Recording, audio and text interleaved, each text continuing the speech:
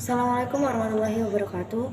Yang terhormat kepada Abi Hanif dan Umida selaku pengasuh Pondok Pesantren Super Kemelara Bani Fida, dan yang terhormat kepada Ning Zara, Ning Mila, Ning Riyad, Mas Amit, Mas Awa, dan Ning Zara, dan yang terhormat kepada Mbak Rifki sebagai Menteri Agensi, kepada Pak Tua, Mbak Zua, Mbak Nafi, dan Bapak lainnya, dan yang terhormat kepada orang tua saya, semoga sehat selalu, dan kepada teman-teman saya yang saya cintai dan banggakan. Perkenalkan, nama saya Kartika Mila Permatasari. Saya di kelas 10 MA Al-Quran Bani Fida. Di sini saya akan mempresentasikan tentang bab ketiga tentang pesan Rasul. Kitab Pesan Rasul. Yang pertama itu menjelaskan adalah 3 ukuran mulia hidup. Jadi ketika kita hidup mulia itu ada 3 ukurannya. Yang pertama kita menjadi istri yang ideal. Yang kedua tetangga kita menyukai kita. Kemudian kita itu melakukan sholat jamaah. Kemudian manfaat-manfaat sholat dua dan jika barangkali siapa yang sholat Jumat, maka ketika hari kiamat nanti kemudian ada surga. Jadi diperintahkan untuk yang melakukan sholat duha itu diperintahkan untuk masuk surga. Itu walaupun berpergian atau tidak, jadi kita tuh disunahkan untuk melakukan sholat duha. Kemudian puasa Ramadan, dan barang siapa yang puasa atau dia itu meninggalkan, itu haram hukumnya, dan dia itu tidak boleh bohong ketika puasa Ramadan. Kemudian agar Allah meridainya dan dia itu masuk surga.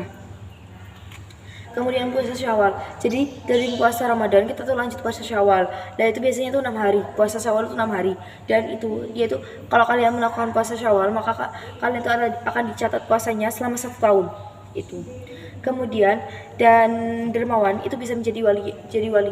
Dan jika kita tidak punya kelapangan, kita tuh tidak melapangkan hati kita rahmat dan ridho, itu lantaran kita itu melantarkan ibadah kita. Dan barang siapa yang memperoleh rahmat dan ridho, maka dia tuh tidak melantarkan kedermawan hatinya. Jadi dia itu selalu berdermawan, hatinya itu selalu rendah hati seperti itu. Dan dia itu tidak meremehkan, karena dia itu meremehkan harta dunia. Kemudian surga yang diharamkan. Jadi surga yang diharamkan itu adalah di tulisan pintu surga nanti itu ada orang yang nggak boleh masuk surga, itu adalah orang yang bahir, orang yang durhaka, dan orang-orang yang menggunjing. Kemudian dermawan dan pembahil. Dan barang siapa yang orang dermawan, maka dia itu akan didekatkan oleh Allah, dan dia itu akan mendapat rahmat dan dijauhi dari azab. Sedangkan dia yang bahil dia itu kebalikannya, dia itu akan dijauhi oleh Allah, dan dia itu akan dijauhi dari rahmat dan dia didekatkan oleh siksaan. Seperti itu. Kemudian ada surga dermawan dan neraka untuk orang-orang kikir. Jadi pada surga dermawan itu diisi oleh surga yang orangnya dermawan, orang yang takwa, seperti itu. Sedangkan kalau neraka diisi oleh orang yang bakhil dan orang yang sombong. Kemudian manjurnya orang yang berdoa, tapi dia itu dermawan. Jadi manjurnya doa orang yang dermawan.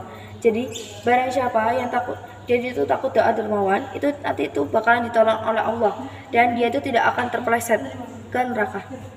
Kemudian balasan mengekang nafsu, dan barang siapa yang mengekang nafsunya, maka mereka itu akan masuk surga, dan barang siapa yang mengikuti nafsunya, maka mereka itu masuk neraka.